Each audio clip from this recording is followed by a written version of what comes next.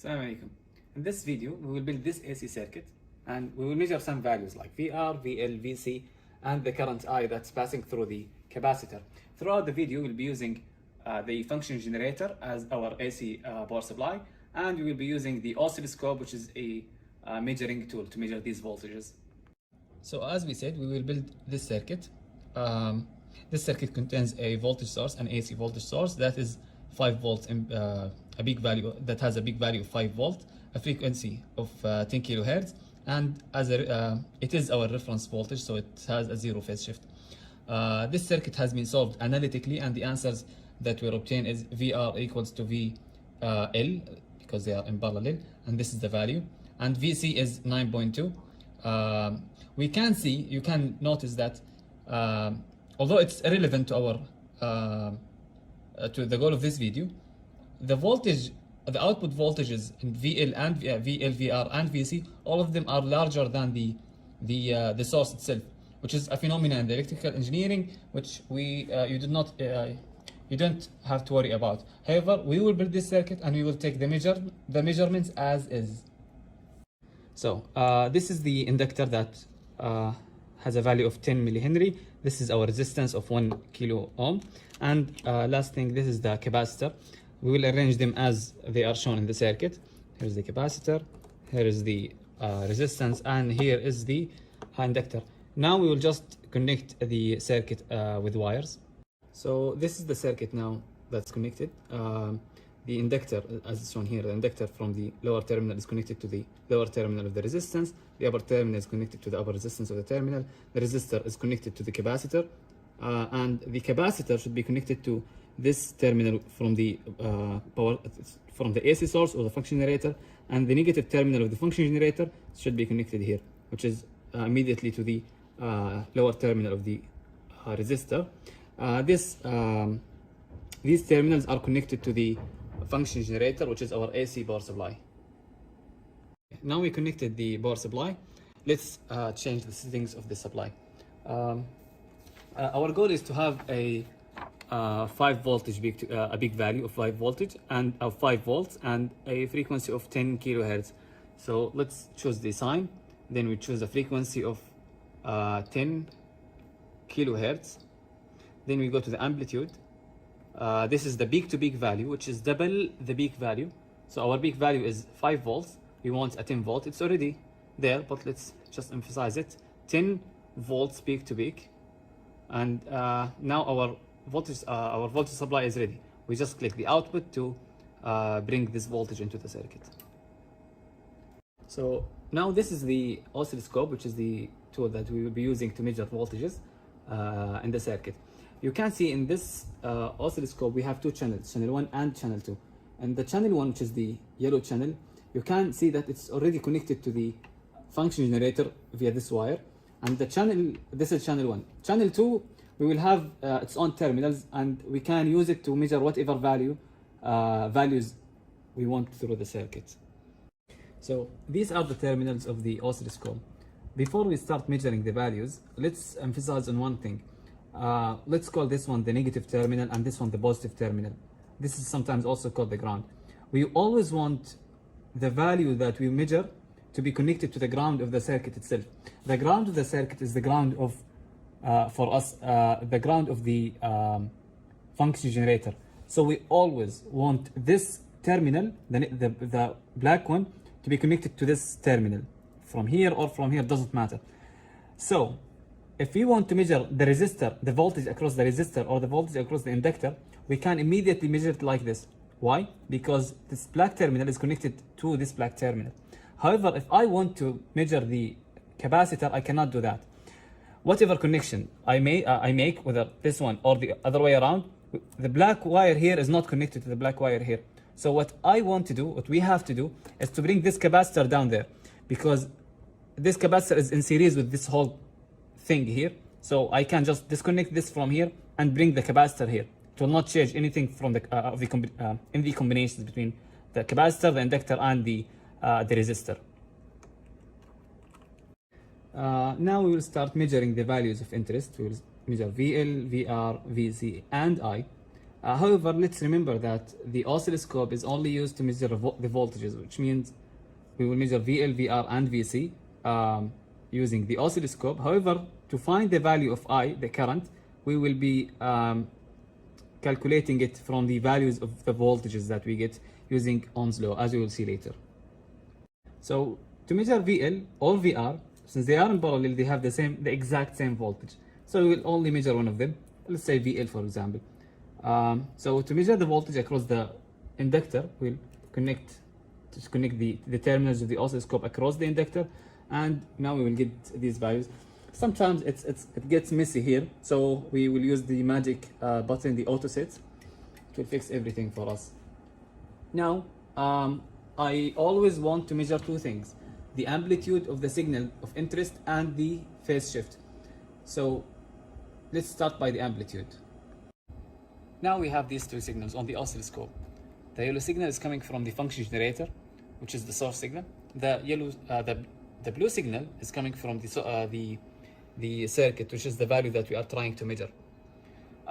Let's always practice to put these signals on top of each other for two reasons.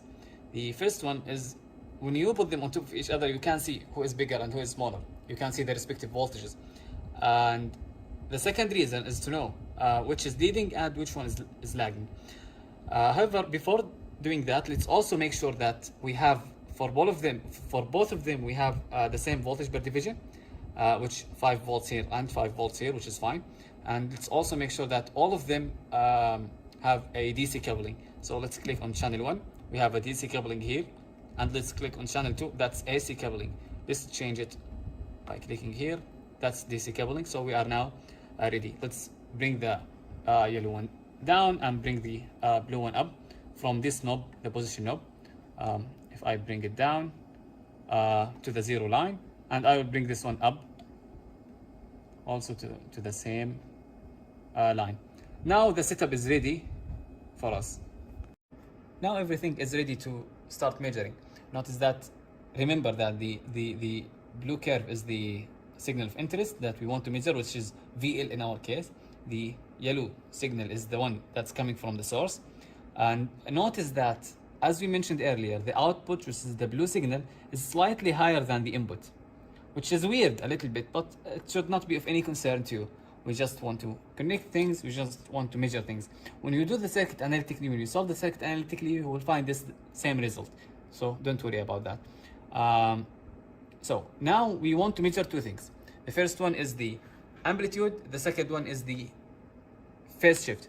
To measure the amplitude, this will be done directly via the oscilloscope. To measure the phase, on the other hand, we will be finding only the time shift through the oscilloscope, and we will use that time shift or time delay. We will use it to with the equation that we studied in the lab. We'll show it later, and we will find the phase. To find the amplitude, we have more than one method. However, we will go to the measure option. When we click on measure, we have these things to measure. However, none of them is our voltage. So let's see how we can get the voltage here. If we click on any of them, we have the option to change the what we want to measure. So we want now to measure a voltage. We will click here, delay, it is a voltage. So with the voltage, we have the option of having volt peak to peak. We have Vmax. Vmax is enough for us. However, it's a good practice to have the voltage peak to peak and then divide it by 2. You can do whatever you want. In this case, I will be just using V peak to peak. Now, if we go back, we see here we have V peak to peak. So for the second channel, V peak to peak is giving 12.4. Half that would be almost 3, 6.2, something like that, which is relatively similar to the value that we got in the analytical results. 6.7, here 6.3. So that's fine. This is a marginal error that comes from the equipment. Just to include everything in this video, we are showing the peak to peak voltage. Now let's show the maximum voltage, which is the peak voltage here. So we have a time, we change it to not delay, we have a voltage, peak to peak. We click here to change the type of the voltage. So Vmax, we go to the previous value, we see here the first one is V peak to peak, the second one is Vmax, which is the peak value. It is 6.8. Oh, actually, that is even closer to our analytical results, but that's fine. Both of them are fine. Now it's time to introduce the cursors. This is the button to bring cursors. We have two types of cursor, horizontal cursor and vertical cursor. It is counterintuitive. The horizontal cursor is actually vertical in shape, and the vertical cursors are horizontal in shape. However, we can use the vertical, which is these cursors, to measure the peak-to-peak voltage, then divide by 2. This is not always being done. However, we can do it if you wish. We just click here, we bring the cursor, for example this one, we bring it down to this point, the minimum, and we click it again to control the upper one, bring it down, and this is the this is the difference, 12.4. This is the peak-to-peak voltage. You can divide it by 2. These are 3 different methods to find the voltage. You can use any of them that you want. Okay, now we've learned 3 different methods to find the amplitude from the oscilloscope. We go to finding the phase of the signal, the blue signal, and to do that we need to use the horizontal cursor in order to find the delay between the 2 signals. How do we do that? Let's first close the vertical cursor. We enable the horizontal cursor. So now we select a point on the reference signal, the yellow signal, and we go to the same point but on the other signal, and then we find the time delay between them. So let's first use the time per division knob here to scale things up so we can see clearly. Okay, and now let's go to this point on the yellow signal, which is the point where the yellow signal crosses the, let's say, the x-axis, for example, and that will be by moving everything from this knob to the left. It is almost this point. Let's keep it this way, and now we click on the horizontal axis to get the control of this. I said horizontal cursor, I'm sorry, to get the control of this one. So let's move it to the left until this crossing. So now we want to see the time delay between these two. The time difference or the time delay between them is here, this delta. This delta is 26.4. So our tau, as we studied in the manual, our tau is 26.4. If we use this value in our equation, let's see how much our phase will be. Now we found that our time difference between the 2 signals, or time delay, is 26.4 microseconds. Now how do we move to calculate the phase shift between the 2 signals? First of all, let's see this sinusoidal signal. A full cycle in the sinusoidal signal is considered as 360 degrees, and it is also a single period, which is tau, which is a capital T. We use to call a capital T. So our phase of interest, our phase that we want to calculate, will be related to the tau, the time difference. So we just use a proportional multiplication so that we get this way. We have a theta times t equals to 360 degrees times tau. We see that the phase is equal to 360 degrees times tau, all divided by capital T. Now using this equation, we can substitute in the calculator 360 multiplied by 26.4 microseconds, 26.4 microsecond, all divided by our period. Our period is 1 t equals to 1 divided by f. Our frequency is 10 kilohertz, so our period will be 0.1 t equals to 0.1 millisecond. So 0.1 multiplied by 10 to the power minus 3. This will give us 95.04. So our theta will be 95.04. This is the theta for the VL or VR. If we compare it to the analytical values that we got, it is 101.82, and the difference is 5 or 6 degrees, which is fine in experimental values, since We know that there are some human mistakes that we go through in the process, and also the devices are not as accurate as we hope them to be. So that's it for the VL value. Before we conclude, actually, let's mention that the angle, we found the angle but without the sign.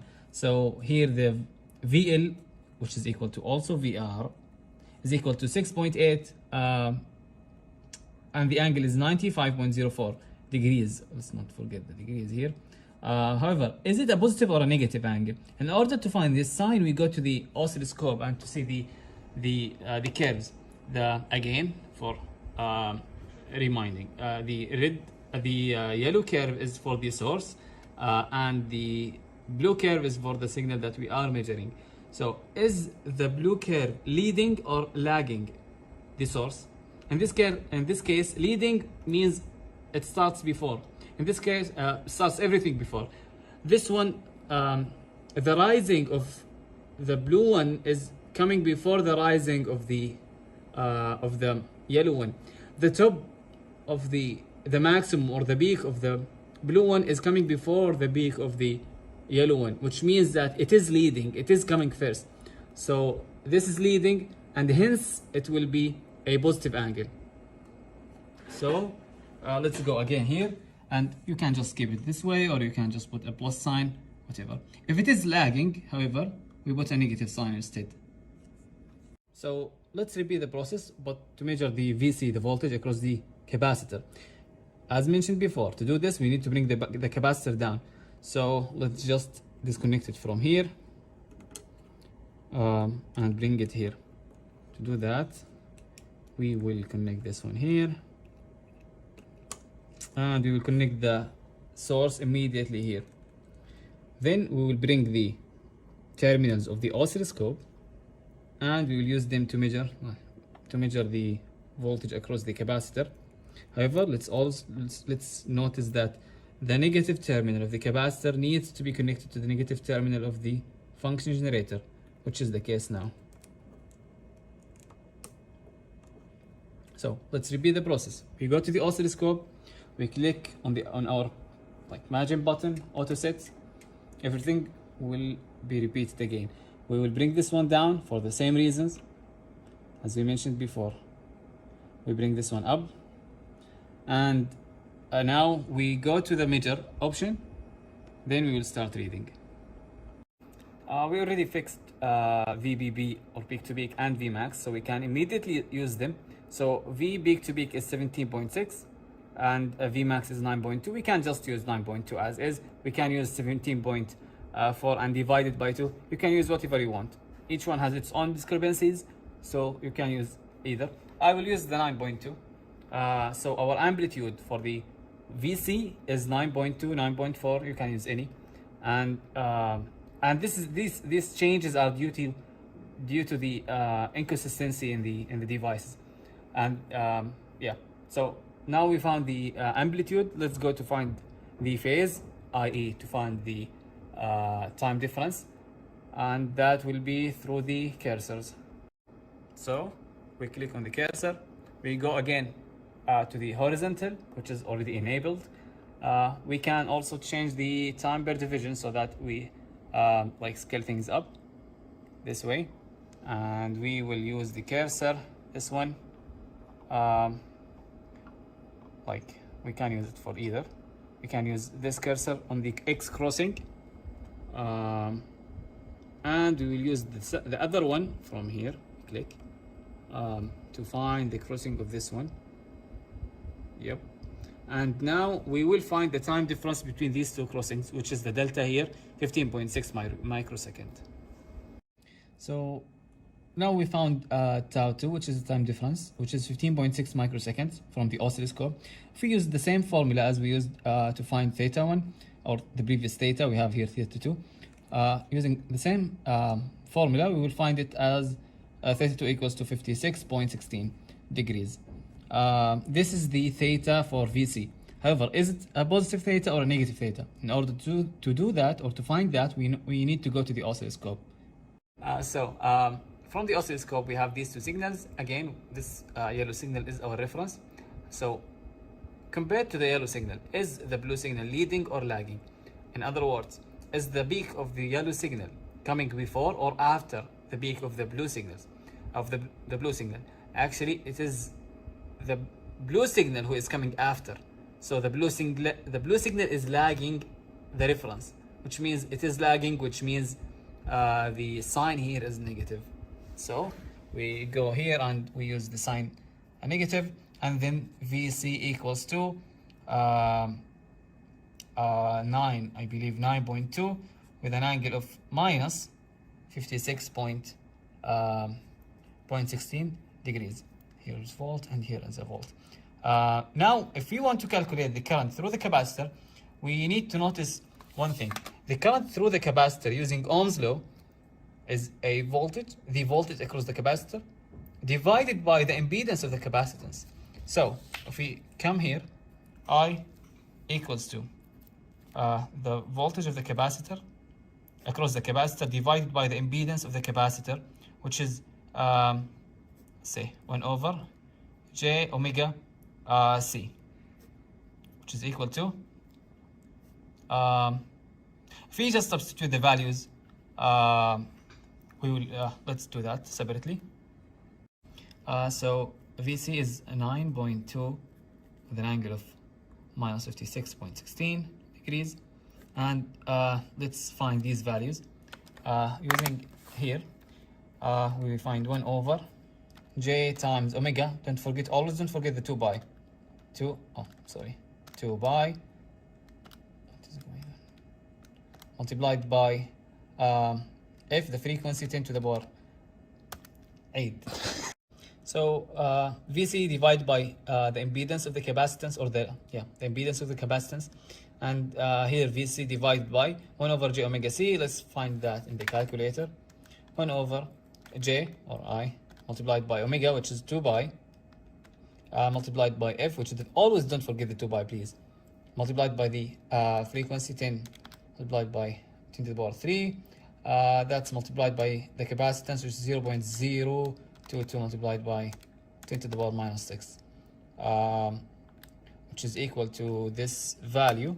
You can just put it here, minus 7 to 3.43.